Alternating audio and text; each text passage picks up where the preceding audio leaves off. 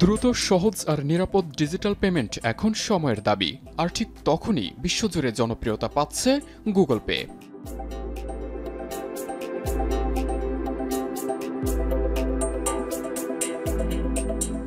Google pay বর্তমান দুনিয়ার digital অর্থনীতির একটি নতুন সম্ভাবনার নাম।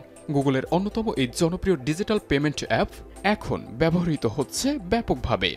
গুগল পে ব্যবহার করে খুব সহজেই পেমেন্ট করা সম্ভব। এটি কাজ করে নিয়ার ফিল্ড কমিউনিকেশন তথা NFC প্রযুক্তিতে, যা ব্যবহারকারীর ব্যাংক অ্যাকাউন্ট বা কার্ডের সঙ্গে সংযুক্ত থাকে। কেসারেন শেকড় থেকে শিখরে।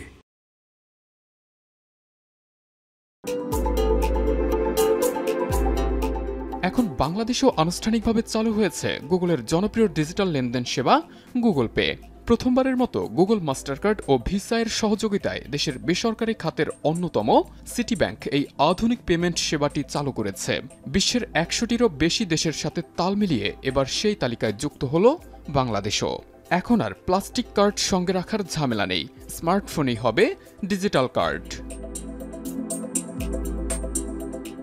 সিটি ব্যাংকের গ্রাহকরা যদি মাস্টার কার্ড বা ভিসা কার্ড ব্যবহার করেন তাহলে গুগল পে এর মাধ্যমে লেনদেন করা যাবে। তবে এজন্য স্মার্টফোনে গুগল পে অ্যাপ ডাউনলোড করতে হবে। ফোনে থাকতে হবে নিয়ার ফিল্ড কমিউনিকেশন তথা NFC প্রযুক্তি। পরে অ্যাপে অ্যাড পেমেন্ট মেথড অপশনে গিয়ে কার্ড তথ্য যুক্ত করতে হবে। এরপর কোনো NFC POS মেশিনে ফোন ধরলেই লেনদেন করা যাবে। সুবিধা হচ্ছে 5,000 টাকার নিচে লেনদেনে লাগবে না পাসওয়ার্ড। তবে এর থেকে বড় অঙ্কের লেনদেনে পাসওয়ার্ড বাধ্যতামূলক।